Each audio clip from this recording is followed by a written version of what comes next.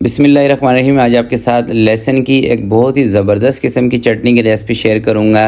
Ramzan special दोस्तों चटनियों की recipe का सिलसिला हमारा जारी है, जिसके अंदर मैंने आपको बहुत ही कमाल कमाल की चटनियों की रेसिपी बताई है। अगर आपने नहीं देखी तो आप मेरे चैनल पर जाके देख सकते हैं। तो कमाल की आज की भी रेसिपी है, इंशाल्लाह आपको मज़ा आएगा। तो चलें फिर इसको बनाना स्टार्ट करते हैं। बिस्मिल्लाहिर्रहमानिर्रहीम। इस रेसिपी के अंदर आपने कश्मीरी लाल मिर्ची लेनी है, जिसका इस्तेमाल ज़्यादा होगा। और कश्मीरी लाल मिर्चें आपको मैं बता दूं ये तीखी नहीं होती बिल्कुल भी, ठीक है।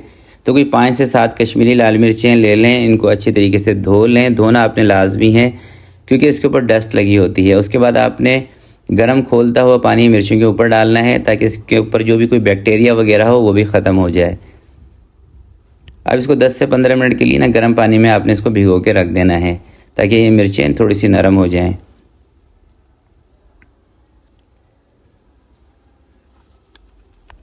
10 से 15 मिनट मिर्चों को पानी के अंदर भिगोने के बाद अब चटनी बनाने स्टार्ट करते हैं। 80 ग्राम आपने लहसुन ले लेना है। अगर ग्राम की आपको समझ नहीं आती ना तो आपने 4 चम्मच ले लेने हैं लहसुन के। देसी लहसुन जो होता है छोटे साइज़ का, जिससे भी मैंने आपको दिखाया था ना, ये वाला, क्योंकि इसके अंदर टेस्ट ज़्यादा होता है। और मिर्चों को पानी से निकाल के आपने ग्राइंडर जार में डाल देना है। और जितना पानी आपने मिर्चों के अंदर लिया था ना, सारा पानी इसके अंदर नहीं डालना, थोड़ा सा पानी बस इसमें ऐड करना है, क्योंकि इस चटनी को ज़्यादा पतला नहीं किया जाता। और थोड़े से बीज भी आपने साइड पे कर लेने हैं, सारे बीज इसके अंदर नहीं शामिल करने।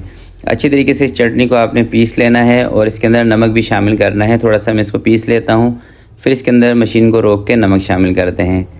और हमेशा मैं अपनी वीडियोस के अंदर आपको बताता हूँ कि देखें, कोई भी चीज़ अगर आप बना रहे हो ना, उसके अंदर नमक पूरा रखा करें। नमक किसी भी चीज़ में कम होगा ना, यकीन करें उसमें टेस्ट नहीं आता, फीकी फीकी चीज़ें लगती हैं।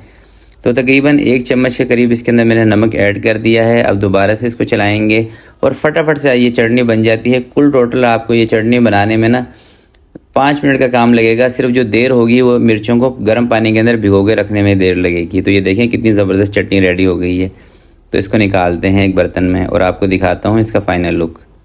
और यहाँ पर ना मैं आपको एक और बात बता देता हूँ, अगर आपने इस चटनी के अंदर हल्की सी खटास लेकर आनी हो ना, तो आपने इसमें 2 से 3 चम्मच सिरके के भी शामिल कर लेने हैं। सिरका इसमें शामिल करने से एक तो इसकी शेल्फ़ लाइफ भी बढ़ जाएगी और हल्का सा इसमें खट्टा टच भी आ जाएगा, क्योंकि मेरे पास ऑलरेडी काफ़ी सारी खट्टी चटनियाँ रखी हुई हैं। तो इसलिए इसके अंदर मैंने सिरके का या टाटरी का इस्तेमाल नहीं किया है।